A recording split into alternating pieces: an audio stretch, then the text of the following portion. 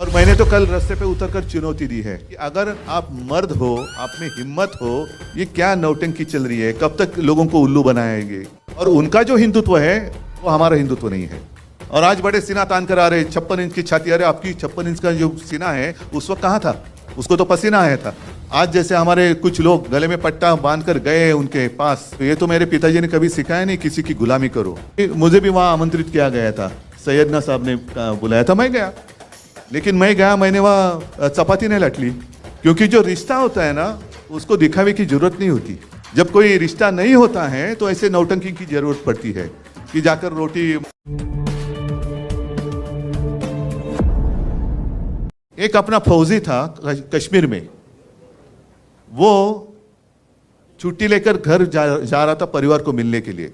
जब आतंकवादियों को पता चला कि ये अभी छुट्टी लेकर अकेला जा रहा है, बीच में उसको किडनैप किया गया, त्याचे हालहाल केले आणि कुछ दिनों के बाद एकदम छिन्न विछिन्न झालेलं त्याचं शरीर, उसका मृतदेह कहीं पे मिल गया। वो अपना था कि नहीं था जिसने देश के लिए कुर्बानी दी है।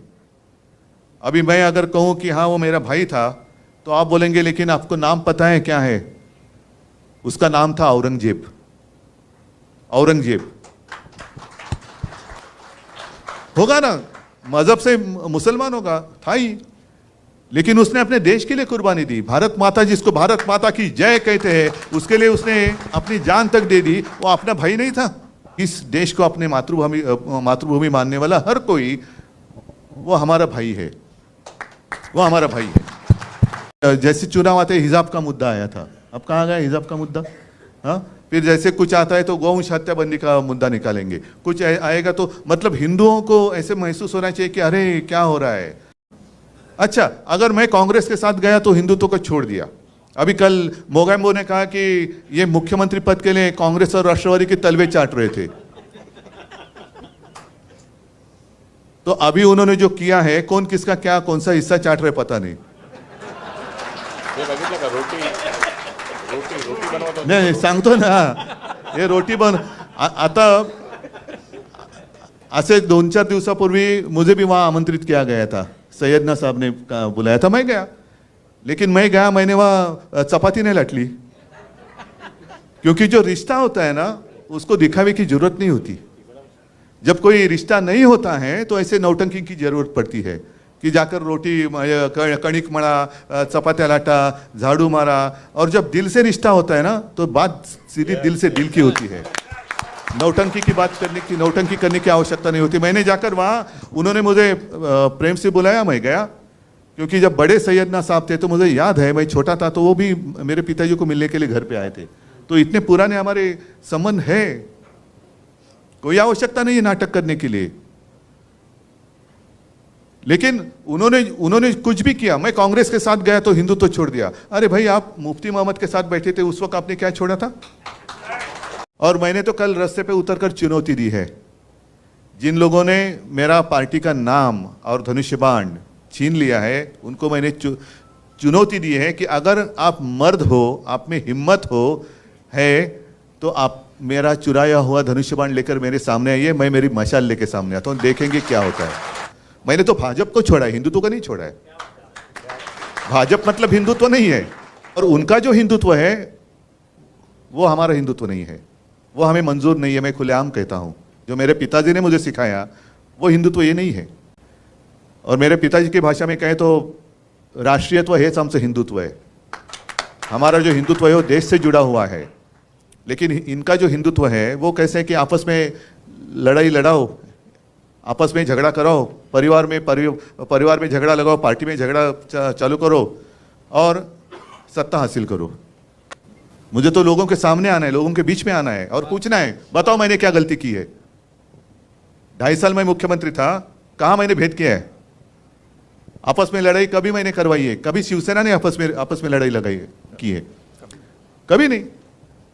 दुख इस बात का होता है कि 92-93 की जब आपने जिक्र किया, तो यही तो मेरे शिवसैनिक हैं। आज अनिल परब है, वायकर है, विनायक जय, ये तो हमारे सैनिक हैं जिन्होंने मुंबई को बचाया था। और आज जो हिंदुत्व की बात कर रहे हैं वो उस वक्त कहाँ थे? एड्रेस नॉट नोन, कहाँ गए पता नहीं।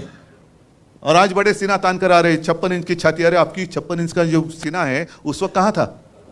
उसको तो पसीना आया था। आप कहते हैं 56 इंच का सीना, उस वक्त तो पसीना ही पसीना हुआ था।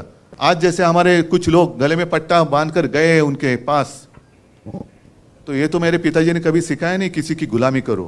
मेरे पिताजी ने सिखाया अन्याय के साथ लड़ाई करो। मैं तो लड़ने वाले पिता का लड़ने वाला पुत्र हूं और कभी झूठ बात नहीं करूंगा। मैं झूठी बातें करना मेरे खून में नहीं है। और एक ऐसी गंदी हरकत कर रहे हैं, क्या आपको पसंद है? जो भी चल रहा है आपको पसंद है क्या? ये प्रजातंत्र है? अरे लड़ना है तो मैदान में लड़ो ना। आपको जो कुछ कहना है कहो, हमें जो कुछ कहना है कहेंगे, और जो जनता है वो निर्णय करेगी। वो सबसे ऊपर की अदालत है, बड़ी अदालत है वो जनता, उनको फैसला करने दो। यही तो लोकतंत्र है। लेकिन इनको लोकतंत्र मंजूर नहीं है। सब जो एजेंसीज है वो भेड़ियों की तरह से अपने ऊपर छोड़ते हैं। मैं कुत्ता इसलिए नहीं कहता, कुत्ता मुझे बहुत प्यारा है, कुत्ता ईमानी रहता है, वफादार होता है। भेड़िया का मतलब मानते हो ना, लांडगा।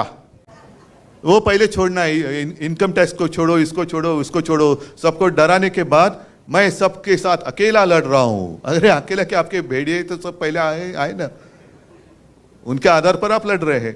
ये क्या नौटंकी चल रही है? कब तक लोगों को उल्लू बनाएंगे? अरे भाई मेरे ही लोग मुझे घर से बाहर निकाल रहे हैं क्योंकि वो घर पे ही कब्जा करना चाहते हैं। ये घर ही मेरा है। मेरे पिताजी ने उनको सहारा दिया था। ये जो सारे शिवसैनिक बैठे हैं, आज भी लाखों शिवसैनिक है, उन्होंने पसीना और खून बहाकर इनको बड़ा किया। अब वो मालिक बनने जा रहे। और हमारी संस्था भी ऐसी है कि उनको चोर को मालिक बना दिया घर का। ये कौन सा देश है? देश में चल रहा है क्या है? लेकिन आज के दिन पूरे देश में जितने सारे राजनीतिक पार्टियां हैं उनकी आंखें खुलनी चाहिए। आज हम पे बीती है, कल आप पे बीत सकती है, कल आप पे बीत सकती है। इसलिए मैंने कहा ना, तो सिर्फ शिवसेना की लड़ाई नहीं है, हर एक भारतीय नागरिक की लढाई आहे। इस देश में प्रजातंत्र लोकशाही जिवंत राहणार की नाही हे आता ठरवण्याची वेळ आलेली आहे आणि त्याच्यासाठी हम सब एक साथ मिलकर आगे जाएंगे तो किसकी हिम्मत है अपने देश को गुलाम बनाने की। मैं मेरे देश को, मेरी भारत माता को किसका गुलाम नहीं होने दूंगा। बस एक ही यही शपथ ले लो और आगे चलो।